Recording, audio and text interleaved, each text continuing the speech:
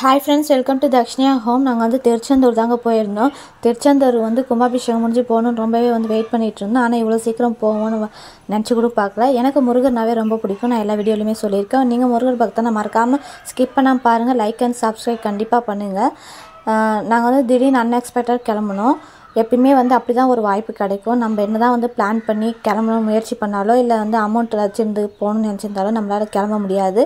அது வந்து அவர் வந்து மனசை வச்சு நம்மளை அழைப்பு கொடுத்தா தான் வந்து நம்மளால் வந்து திருச்செந்தூருக்கு கண்டிப்பாக போக முடியும். அது முருகர் பக்தர் எல்லாருக்குமே தெரியும். முருகர் பக்தருக்கெலாம் வந்து இந்த விஷயம் கண்டிப்பாக வந்து ரிலைஸ் பண்ணியிருப்பீங்க. நம்ம என்ன தான் வந்து ஒரு விஷயத்த வந்து கேட்டாலுமே வந்து நமக்கு வந்து சோதனை மேலே சோதனை கொடுத்துக்கிட்டே இருப்பார். நம்ம எதை வேண்டி நம்ம கேட்டோமோ அந்த வேண்டுதலே வேணான்ற அளவுக்கு நம்மளை வந்து சோதிப்பார்.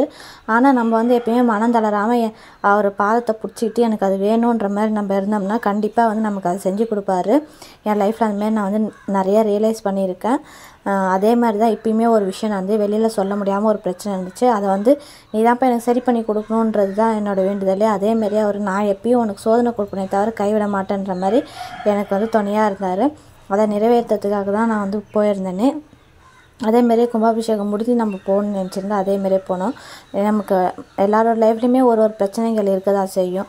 அது வந்து பார்த்திங்கன்னா இந்த கடல் அலை மாதிரி தான், ஒன்று போனால் ஒன்று வந்துக்கிட்டு தான் இருக்கும். அதை பற்றி நம்ம கவலைப்பட தேவையில்ல. ஏன்னா வரது கண்டிப்பாக போக தான் போகுதுன்ற மாதிரி.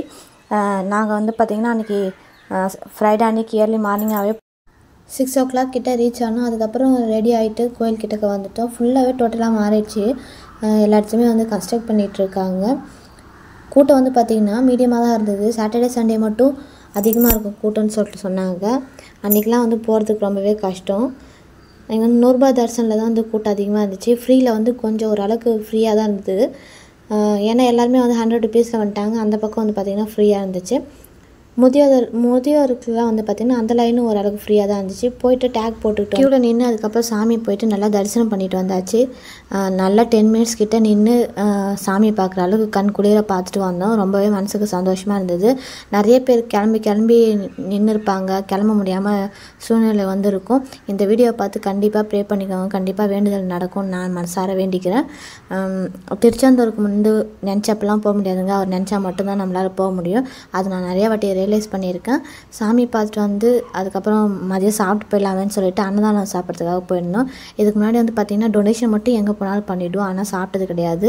அன்றைக்கி வந்து சாப்பிடாமலே காலையில் சாமியை பார்க்க வந்துவிட்டோம். அதனால் வந்து ரொம்பவே பசி எடுத்துக்கிச்சு. அன்னதானம் எல்லாமே ரொம்பவே நல்லா இருந்துச்சு. சாப்பிட்டுட்டு இதுக்கப்புறம் திரும்பி எப்படா வருவோன்ற மாதிரி அதே மைண்ட் செட்டில் வந்தாச்சு. ரொம்பவே மனசுக்கு சந்தோஷமாக இருந்தது. அன்எக்ஸ்பெக்டடாக கிளம்பி வந்தோம். நல்லா சாமியை தரிசனம் பண்ணிட்டு வந்துட்டோம். முருகர் வந்து பார்த்திங்கன்னா சோதிப்பார், ஆனால் வந்து கைவிட மாட்டார். இது முருகர் பக்தர்கள்லாம் கண்டிப்பாக தெரியும். தேங்க்யூ ஃபார் வாட்சிங் ஃப்ரெண்ட்ஸ். கண்டிப்பாக சப்ஸ்கிரைப் பண்ணுங்கள். தேங்க்யூ.